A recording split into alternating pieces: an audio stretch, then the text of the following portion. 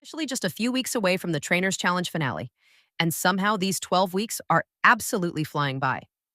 For week 10, our trainers have two bonus challenges to tackle. We'll be seeing some of our teams show off their first canners, plus a fun no stirrups challenge to put their balance and confidence to the test.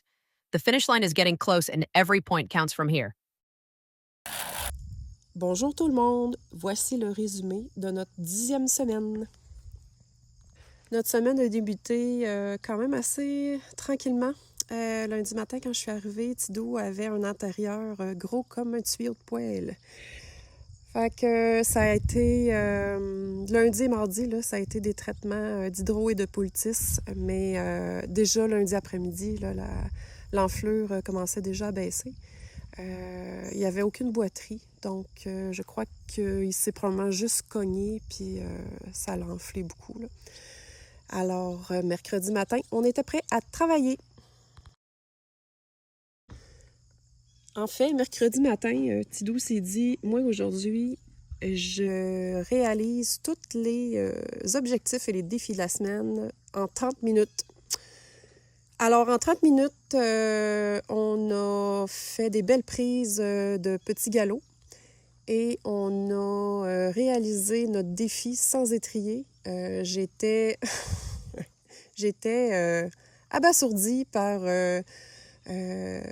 son attitude au travail et en fait, il m'a tout donné. Fait que j'étais extrêmement heureuse de notre séance. Puis en 30 minutes, c'était canné, là. Donc, c'est ça. Il était très content et moi aussi.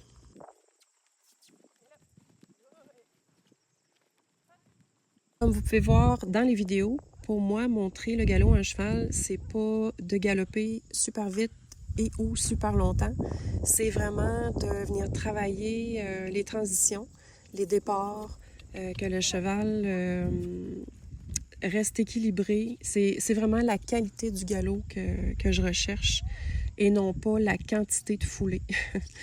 Alors, pour moi, pour lui apprendre là, à Tidou, ce que j'ai fait, c'est que j'ai installé mes cues dans le fond du manège sur la diagonale des deux côtés. Et puis, c'est comme ça qu'il a pris le code. Et ça fonctionne vraiment super bien. Il vient vraiment s'engager pour faire ses départs. C'est pas des départs qui sont faits en étant déséquilibrés. C'est vraiment des départs réfléchis. Et moi, quand il m'a donné 3-4 belles foulées, là, je suis très satisfaite avec ça. Je le félicite et puis on reste là-dessus après. Et pour mon défi sans étrier, j'ai fait la même chose. Quand je trotte avec Tidou, je lui demande tout le temps des changements de direction. Je fais beaucoup de transitions, pas et trop, pour vraiment venir chercher son engagement des postérieurs, le garder équilibré, le garder avec moi. Si je fais pas ça, si, mettons, je trottais juste autour du manège, ça déboule, il est plus avec moi, il s'enfarge, il n'y a aucune qualité. Fait que mon truc à moi, c'est vraiment de faire des changements de direction avec des transitions intégrées. Ça fonctionne vraiment bien parce qu'il est toujours concentré, parce qu'il sait que les commandes arrivent très vite. Donc, il reste avec moi, il reste équilibré, on reste ensemble, puis c'est beaucoup plus facile pour garder la connexion comme ça. Donc, pour le défi sans étrier, j'ai choisi de faire une serpentine avec des transitions au pas et un petit départ au galop dans le fond du manège. De cette façon-là, il est resté vraiment avec moi, il est resté confortable, ça n'a pas déboulé, il était concentré, et puis c'est ça, ça a été juste magique.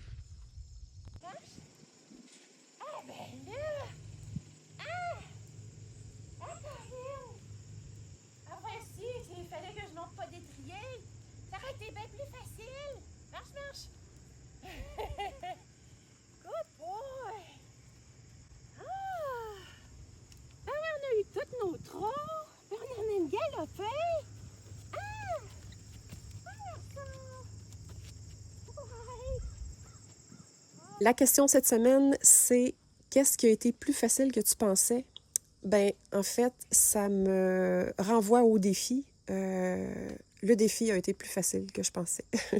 J'avais vraiment beaucoup d'appréhension là, d'introduire le galop et de faire le sans étrier parce que ça fait beaucoup trop d'années que j'ai pas monté sans étrier. Mais comme tout le travail qu'on a fait a comme donné fruit cette semaine, ça a été vraiment super facile de réaliser le défi. Et puis, je suis extrêmement contente du résultat.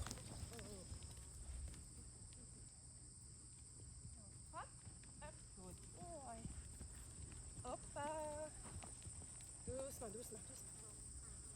Marche. et on trotte. Hop.